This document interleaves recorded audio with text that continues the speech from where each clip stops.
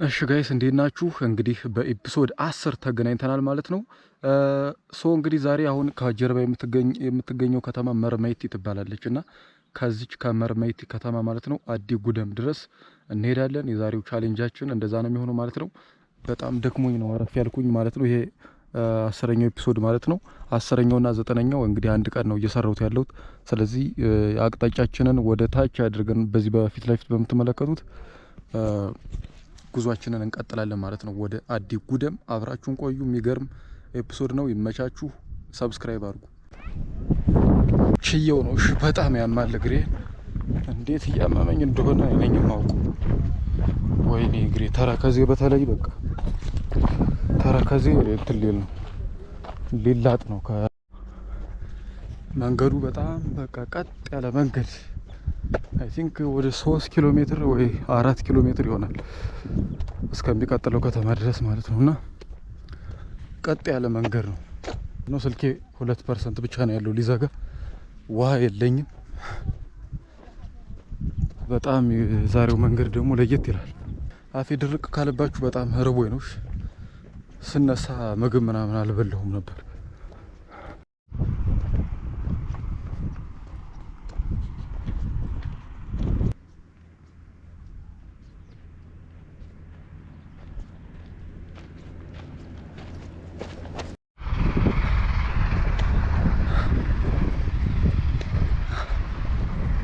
እና እግሬ ከስር ማለት ነው የእግሬ መዳፉ ውሃ ቋጥሯል እንዳለ ማለት ነው። እና ይፈነዳል አሁን በቅርቡ።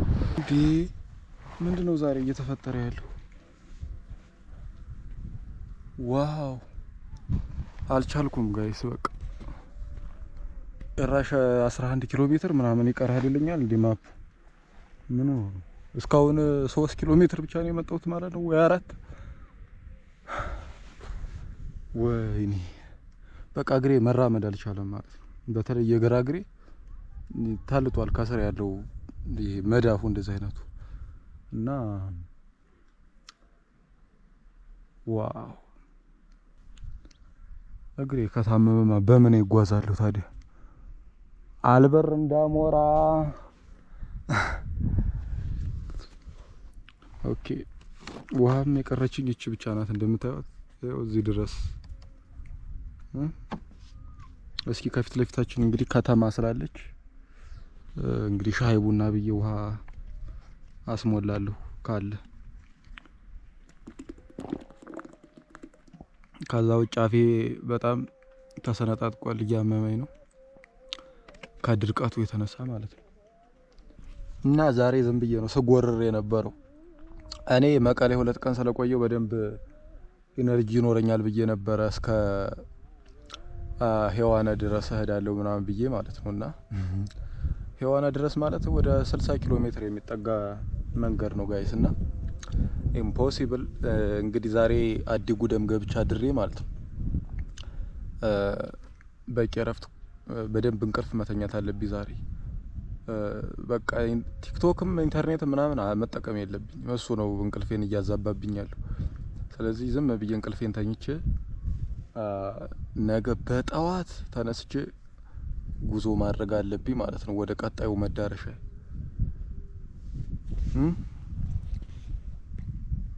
እዚህም ከጀርባዬ ማለት ነው በቀኝ ትከሻዬ በኩል የሆነ የሚወጋኝ ነገር አለ ስንቀሳቀስ፣ እጄን ሳንቀሳቀሰው እና ዋው። ለማንኛውም እንሂድ።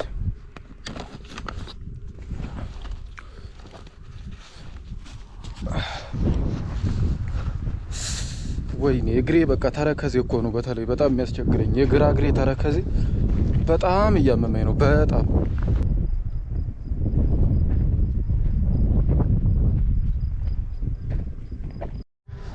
እንግዲህ ጋይስ ከፊት ለፊት የምታዩት ማይቀያ ከተማ ትባላለች። ከዚህ በኋላ እንግዲህ 9.5 ኪሎ ሜትር ይቀረኛል ማለት ነው ለአዲ ጉደም። እና ወደ ሄዋና ጉዟችንን እንቀጥል እንዴ ጋይስ። እስኪ ምን እንደሚፈጠር እንመልከት።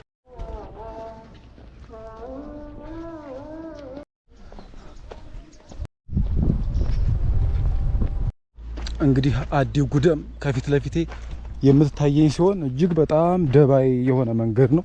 በጣም ጥሩ መንገድ ነውና ቀጥ ያለ አስፋልት ነው ከዚህ ጀምሮ ማለት ነው። ቀጥ ያለ 9 ኪሎ ሜትር አዲ ጉደም ድረስ አልፎ አልፎ ሀይቆች ምናምን ይታዩኛል ማለት ነው። በጣም ብዙ ሀይቆች አሉ። ከዛ በተጨማሪ ከአዲ ጉደም ቀጥሎ ያለው ግን እጅግ በጣም አደገኛ የሆነ ተራራማና ጥናት የሚፈልግ መንገድ ና እንግዲህ አሁን ያለፍናት ማይቃያ የምትባል ከተማ ላይ ምግብ ምናምን እበላለሁ ብዬ ነበረ። ዝም ብዬ ጉዞዬን ቀጠልኩኝ። ውሃም ሳሌስ አሁን ውሃም የለኝም። በጣም አንድ ጉንጭ ውሃ ቢሆን ነው ያለኝ። ስለዚህ በቃ ልድረስ መዳረሻ ላይ እና እበላለሁ፣ እዛ እጠጣለሁ፣ እበላለሁ። እናም እንግዲህ ከፊት ለፊቴ እያየሁት ያለው ተራራ እንግዲህ ለእናንተ ላይታያችሁ ይችላል። ምናልባት ካሜራዋም በደንብ እንትን ስለማትል ዙም ስለማታረግ ምናምን ላይታያችሁ ይችላል እንጂ ዙሪያውን በቃ ከዚህ ከአዲ ጉደም ከተማ ቀጥሎ ያለው እስከ አላማጣ ድረስ ማለት ነው። በጣም ተራራማ አሁን ከፊት ለፊት የሚታየኝ ማለት ነው ትልልቅ ሰንሰለታማ ተራሮች በቃ በዳመናው ትክክል ቁመታቸው ምናምን በጣም ብዙ ዋይድ ነው ወደዛ ማለት ነው። እና ምንም እንኳን አዲ ጉደምን ከፊት ለፊት ባያትም እጅግ በጣም ሩቅ እንደሆነ ያስታውቃል። በቃ በጣም ሩቅ ቀጥ ያለ ሆኖ በጣም ሩቅ መንገድ። እምቧጤ ለምን አልበላም? እንደውስ ይሄ እምቧጤ ይባላል ጋይስ።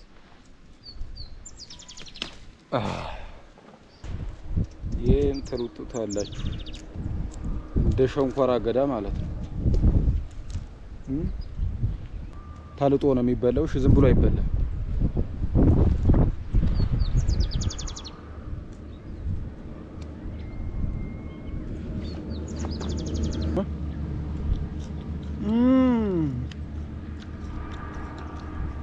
ጣዕሙ እንደ ድሮ ነው፣ አልቀየረም።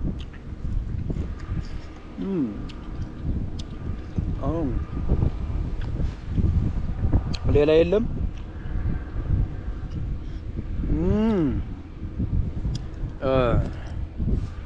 በቃ ጫው ጫው ይላል። እንደ ሸንኮራ አገዳ ለምጣችሁ ትተፉታላችሁ። እና ድሮ ልጆች እያለን በቃ ይሄንን በደንብ እንበላ ነበር ዱር ውስጥ ምናምን። ዋው በጣም ደስ ይላል። ቅጠሉ ይሄ ነው ላሳያችሁ። እንደምታዩት እምቧጤ ይባላል።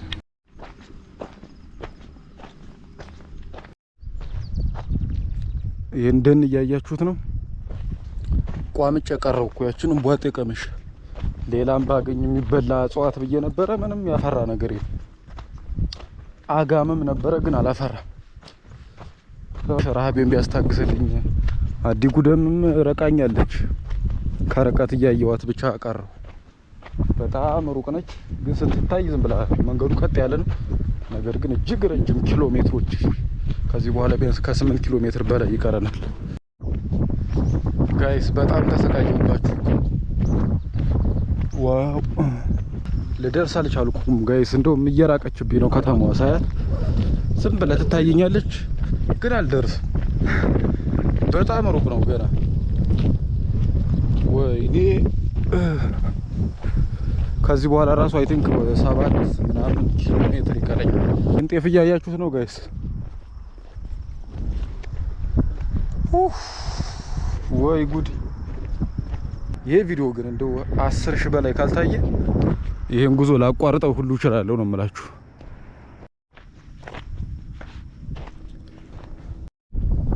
የመጣሁት መንገድ ጋይስ ይሁት ደግሞ ተመልከቱት። አስፋልቱ አያልቅ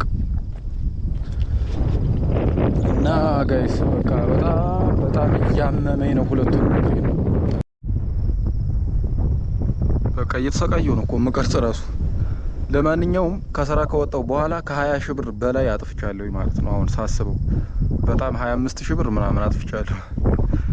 እና ለምግብ ለምበለው ያውም በቀን አንዴ ነው የምበላ። በጣም ርካሽ የሆነ ምግብ እየፈለኩ ሻይ በዳቦ ወይ ጁስ በዳቦ ነው በቃ በቀን አንዴ ነው የምበላና ትግራይ ውስጥ ከመጣው ራሱ በቃ ከ10,000 ብር በላይ አይ ቲንክ አጥፍቻለሁ። እንደዛ በጣም በውስን ቀናት ውስጥ ማለት ነውና በጣም ብዙ ብር እየጨፈጨፍኩ ነው። ካጠራቀምኳት ብር ልታልቅብኝ ነው። ስለዚህ ዩቲዩብ ደግሞ አሁን ላይ እየከፈለኝ ያለው በወር 100 ብር ነው። ስክሪኑ ላይ ያሳያችኋለሁ።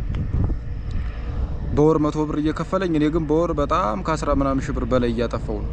ዩቲዩብ ደግሞ ቪዲዮ እንዳይታይ ሆን ብሎ ሰቅዞ ይዞታል።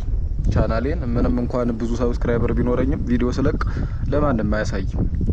10 ሰው ወይ 5 ሰው ነው የሚያየው። ምንም ተራ የሆነ ነገር በዚህ ሽላሊት ሲያልፍ እኮ ማንኛውም ሰው ቀርጾ ዩቲዩብ ላይ ቢለቀው ከ100 በላይ ምናምን የሚታይበት ሁኔታ ነው ያለው። የኔ ቪዲዮ ግን የፈለገ ብጣበብበት የፈለገ ተምኔል ብሰራ ቪዲዮ ቢያምር ባያምር ዩቲዩብ ኦልሬዲ ቻናሌን እንትን አድርጎታል ማለት ነው። በቃ እንዳይታይ አድርጎታልና ያ ስለሆነ እኔ ደግሞ የደሃ ልጅ ነኝ።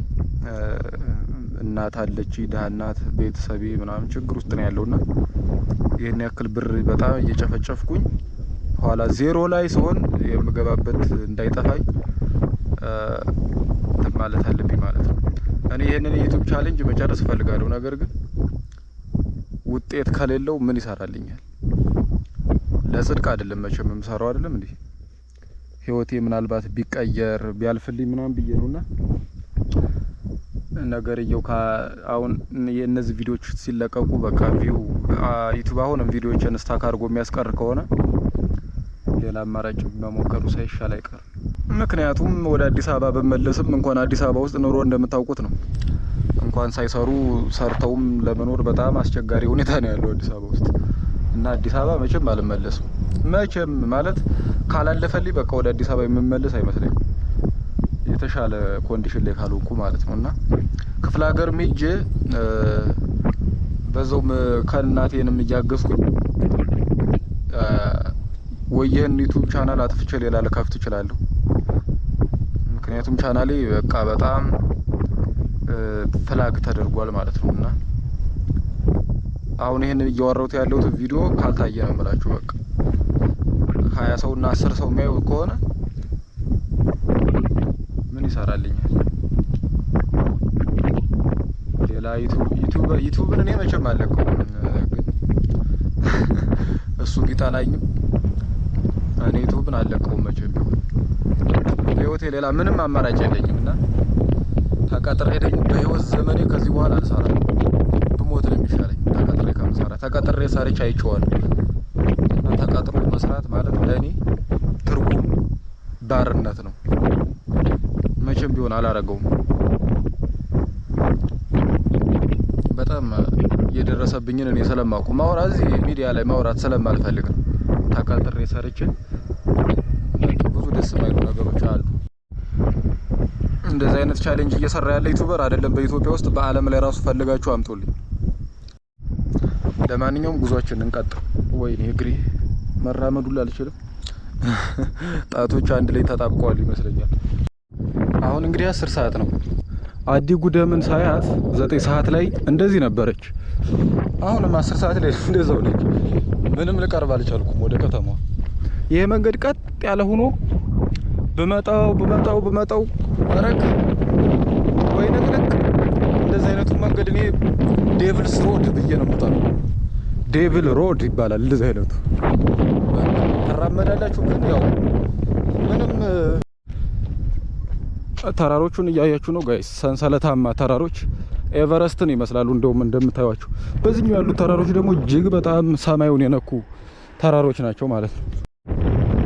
ስልኬ ዘግቷል ጋይስ እና የጎፕሮ ባትሪ ራሱ ሊዘጋ ነው ማለት ነው። በጣም ትንሽ ፐርሰንት ነው የቀረው። ለማንኛውም እንግዲህ እየደረስን ነው። እጅግ በጣም ትንሽ ነው የሚቀረው ማለት ነው ካንዲ። እንደሚታወቀው ኦሬዲ እንግዲህ ይህንን ቪዲዮ በምሰራበት ሰዓት ውስጥ 10ኛው ኤፒሶድ ነው ይሄ። እነዚህ ይህንን ቪዲዮ በምታዩበት ሰዓት 10ሩም ኤፒሶዶች ዩቲዩብ ላይ ተለቀዋል ማለት ነው። ይሄ ጉዞ ምን እንደሆነ ቢታውቃላችሁ። ይሄ ስፖርት ላይ ዋክ የሚያደርጉበት የለም ስፖርት ቤት ጂም ቤት ምናምን። ይሄ የሆነ የሚሽከረከር ነገር ሆኖ ዋክ ታደርጋለህ አንተ ትሮጣለህ፣ ዋክ ታደርጋለህ። ግን ከዛ ቦታ ምንም አትንቀሳቀስም፣ እዛው ላይ ነው ሆነ ዋክ የምታደርገው። እንደዛ አይነት ነው ይሄ ዋክና እሄዳለሁ ያው አሁን በቃ እንደ ዋኪንግ ዴያድ ነው እየሄድኩ ያለሁት እንደ ዞምባይ ማለት ነው። እና ከዛ ፊት ለፊት ያለው ተራራ ይታያችኋል ጋይስ። በዚህ በኩል አለ። ፋይናሊ ከተማዋ ላይ እየገባን ነው ጋይስ። ይሄ አስገራሚ መንገድ አዲ ጉደም ከተማ ደርሰናል ይላል። አሁን የፈጠነ አልጋ መፈለግ የፈጠነ ግን መውጫው አካባቢ ቢሆን ጥሩ ነው ለኔ። ትንሽ ልሂድና ከተማዋን አለፍ ብዬ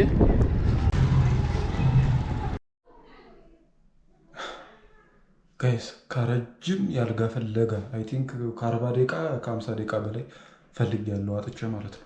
ቦታውን ሁሉ አልፌ እጄ እኮ ነው እኔ እና በስተመጨረሻም ነው ይሄን ይመስላል። ስልኬም ዘግቶ ስለነበር ቻርጅ እያረኩት ነው። ድካሙ በቃ የ3 ቀን የ4 ቀን ተደምሮ ራሱ ነው እንጂ በጣም ነው የደከመኝ። ከስከዛሬው ጭራሽ አርፌ እንደገና እንደዚህ ይደክመኛል። መቀሌ እኮ አርፌ ነበርና አዲ ጉደም ነው የምገኘው። አሁን በቃ እረፍት ማድረግ ነው የምፈልገው በደንብ ማለት ነው። ደግሞ ያገኘሁት አልጋ ዋጋው በጣም ቆንጆ ነው፣ ምንም አይል እና በቃ